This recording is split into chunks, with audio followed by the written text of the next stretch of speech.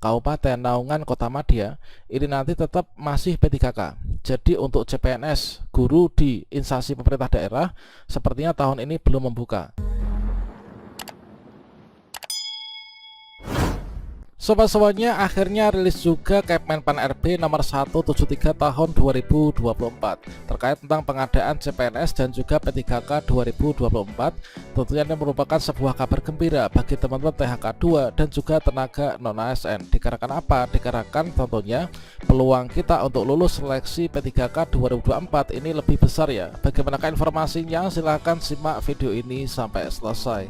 Namun sebelum kita lanjutkan, perlu saya ingatkan, bagi teman-teman yang mungkin baru saja menemukan channel ini, silakan klik tombol subscribe-nya dan aktifkan notifikasi loncengnya, sehingga nanti jika ada update video terbaru, kalian tidak akan ketinggalan informasi. Sobat-sobatnya, sebelumnya saya pernah mengupdate informasi terkait tentang rencana kebijakan terkait penataan non-ASN tahun 2024, yang mana salah satunya ini akan rilis yaitu keputusan Menpan RB nomor 173 tahun 2024 dan juga keputusan Menpan RB tentang mekanisme seleksi P3K 2024 dan juga terkait segala hal pengadaan ASN tahun 2024. Dan akhirnya hari ini sudah rilis yaitu Kemenpan RB nomor 173 tahun 2024 tentang panduan penyusunan rincian kebutuhan pegawai aparatur sipil negara tahun 2024, teman-teman. Kira-kira untuk isinya apa, yang poin-poin untuk menguntungkan kita ini apa saja, coba kita cek bersama ya. Oke sobat-sobatnya, di sini kita sudah buka untuk filenya yaitu keputusan Menpan RB nomor 173 tahun 2024 tentang panduan penyusunan rincian kebutuhan pegawai aparatur sipil negara di tahun 2024 ini. Dan di sini kita langsung cek yaitu pada diktum pertama yaitu untuk kebijakan pemenuhan kebutuhan pegawai aparatur sipil negara tahun 2024 itu berfokus pada penataan pegawai non-ASN di instansi pemerintah. Kemudian pelayanan dasar bidang pendidikan dan juga kesehatan, perekrutan talenta baru, kemudian pemenuhan talenta digital untuk mendukung program prioritas nasional. Kemudian untuk kedua yaitu jenis pengadaan pegawai ASN tahun anggaran 2024 itu meliputi yang pertama pegawai pemerintah dengan perjanjian kerja itu bagi teman-teman ex-THK 2 dan juga pegawai non-ASN. Jadi untuk P3K itu dikhususkan bagi teman-teman THK 2 dan juga pegawai non-ASN ya, termasuk juga guru honorer. Kemudian ada calon pegawai negeri sipil, teman-teman. Nah, kemudian untuk diktum yang ketiga, jika kita lihat pada diktum yang ketiga untuk pengadaan pegawai ASN, yang dimaksud pada diktum kedua itu terdiri dari jabatan fungsional dan juga ada jabatan pelaksana. Kemudian untuk diktum yang keempat, instansi pemerintah menyusun rincian kebutuhan pegawai ASN tahun 2024 sesuai dengan jumlah kebutuhan pegawai ASN yang disetujui oleh Menteri, serta mengacu pada panduan penyusunan rincian kebutuhan pegawai ASN tahun 2024 yang nanti lampirannya ini kita bisa cek ya. Kemudian untuk diktum yang kelima yaitu rincian kebutuhan pegawai ASN itu adalah di sini paling sedikit memuat, inilah untuk panduan bagi teman-teman di Pemda ya ketika melakukan pengusulan kebutuhan. Namun di sini nanti kita bisa mengetahui apakah dengan kondisi kita dari background pendidikan kita, kemudian juga status kita sebagai honorer itu sebagai jenis apa, nanti kita bisa akan menyesuaikan. Kita nanti bisa mendaftar pada formasi yang apa.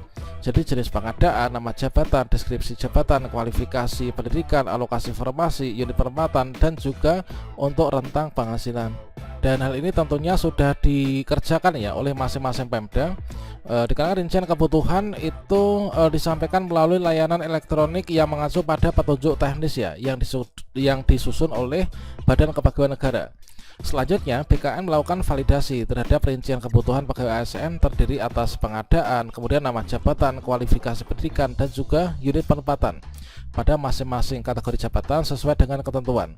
Nantinya hasil validasi keputusan kebutuhan pegawai ASN sebagaimana dimaksud di diktum yang ketujuh disampaikan kepada Menteri dalam bentuk pertimbangan teknis ya, untuk selanjutnya dipertimbangkan dalam menetapkan kebutuhan pegawai ASN. Dan ini merupakan sebuah tahapan yang sangat penting sebelum nanti pendaftaran ini dibuka, teman-teman. Kemudian di sini ada pengertian dan juga definisi seperti ASN itu apa, PNS itu apa, P3K apa, XTHK2 itu yang seperti apa, jabatan itu apa, jabatan manajerial, kemudian jabatan fungsional dan juga jabatan pelaksana. Nah, tentunya untuk hal ini sudah sering kita bahas ya. Kemudian untuk jenis jabatan yang diselenggarakan yang nanti akan dibuka, ini meliputi jenis-jenis jabatan ini, termasuk juga untuk jabatan fungsional guru, jabatan fungsional dalam bidang tenaga kesehatan, dan juga jabatan tenaga teknis ya. Terkait tentang kualifikasi pendidikan ini, teman-teman juga untuk memungkinkan teman-teman yang memiliki ijazah maksimal itu minimal SD atau sekolah dasar, ini nanti bisa melakukan pendaftaran. Kemudian juga untuk unit penempatan ini mengacu pada peta jabatan yang disusun oleh PPK atau pejabat pembina kepegawaian. Kemudian di sini adalah untuk tata caranya. Nah, selanjutnya kita langsung cek saja, yaitu pada bagian untuk jabatan ya. Nah, ini untuk bagian lampirannya, daftar jenis jabatan pada rincian kebutuhan pegawai ASN di tahun 2024. Maka di sini nanti yang bisa dibuka ya. Nanti kita bisa mengecek untuk kita tuh nanti bisa mendaftar jabatan kita tuh apakah P3K, apakah CPNS, atau mungkin bisa keduanya. Kalau misalkan di Pemda itu apakah nanti bisa mendaftar CPNS juga. Misalkan untuk pengawas penyelenggara urusan pemerintah daerah ya, ini adalah nanti jenis jabatannya adalah ahli pertama. Kemudian jenis pengadaannya nanti CPNS. Jadi untuk menduduki jabatan pengawas penyelenggaraan urusan pemerintah daerah nanti adalah CPNS ya. Ini nanti bisa di instansi pusat atau mungkin juga di provinsi, kabupaten maupun juga di kota madya. Kemudian untuk polisi pamong praja nih, polisi pamong praja itu bisa pemula, terampil, dan juga ahli pertama. Ahli pertama itu adalah misalkan ijazah S1 ya. Nah, kemudian untuk terampil di bawahnya, pemula juga di bawahnya. Kemudian di sini nanti jenis pengadaannya lewat CPNS. Jadi teman-teman untuk polisi pamong praja nanti bisa mendaftar formasi CPNS nih. Ini bisa kedudukannya di provinsi, kabupaten maupun juga di kota. Kemudian untuk pemadam kebakaran misalkan, pemadam kebakaran ini nanti pemula, kemudian terampil, ini nanti bisa CPNS dan juga P3K, kemudian ada P3K. Nah, kalau misalkan di sini kita cek kedudukannya, tentunya nanti bisa di provinsi, kabupaten maupun juga kota. Artinya teman-teman yang mungkin saat ini pemadam kebakaran yang mungkin di kabupaten ya, atau mungkin di kota madya, maka nanti bisa mendaftar CPNS juga ya, tergantung nanti untuk di daerahnya itu yang dibuka CPNS ataukah P3K. Kemudian analisis kebakaran, inilah ahli pertama, inilah CPNS juga P3K, bisa di provinsi, kemudian di kabupaten maupun di kota madya. Kemudian untuk dosen teman-teman, di tahun 2024 nanti juga ada formasi dosen. Nah, yang dibuka ini untuk apa nih?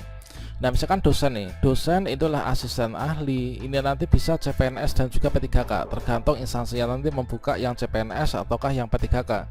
Kemudian lektor dan juga lektor kepala, untuk lektor ini adalah CPNS dan P3K bisa. Kemudian lektor kepala ini adalah nanti khusus P3K ya, ini untuk di instansi pusat. Kemudian untuk guru, nah guru ini adalah ahli pertama. Nah, di sini nanti untuk guru, jabatan ahli pertama P3K guru, ini nanti bisa CPNS juga nih, CPNS guru gitu masnya, dan juga P3K guru. Nah, kemudian untuk yang di sini adalah P3K. Nah, kalau misalkan kita membaca kondisi seperti ini, misalkan guru, apakah nanti kita bisa mendaftar CPNS guru ataukah tidak? Maka di sini kita bisa cek ini pada kolomnya. Nah, untuk ahli pertama guru, P3K guru misalkan, nah guru itu nanti termasuk guru honorer ya, ini nanti bisa mendaftar CPNS guru, asalkan nanti yang mengadakan itu adalah instansi pusat.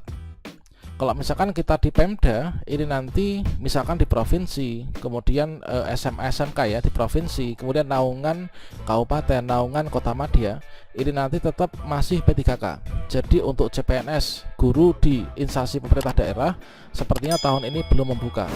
Untuk CPNS guru ini adalah nanti di instansi pusat ya. Kemudian pamong belajar ini hari pertama P3K semuanya. Kemudian pengawas sekolah, teman-teman nanti bisa mendaftar pengawas sekolah juga. Kalau misalkan di Pemdanya itu membuka formasi pengawas sekolah ya. Nah, pengawas sekolah nanti adalah ahli muda. Ini adalah nanti jabatan P3K. Jadi pengawas sekolah itu bisa diisi oleh P3K. Kemudian di sini di provinsi, kabupaten ataupun juga kota madya. Kemudian pengembang teknologi pembelajaran nih, CPNS dan juga P3K ini bisa di pusat, kemudian juga di instansi pemerintah daerah. Nah, kemudian ada pawang belajar, pengembang kurikulum, dan lain sebagainya. Nah, nanti teman-teman silahkan cek untuk dari KPN RB ini disesuaikan dengan kondisinya masing-masing. Nanti kita mendaftar itu pada bagian apa. Jadi kalau misalkan teman-teman ingin mendaftar CPNS, itu CPNS guru itu adalah nanti adanya di instansi pusat ya. Kalau di instansi daerah itu sepertinya masih untuk P3K guru teman-teman.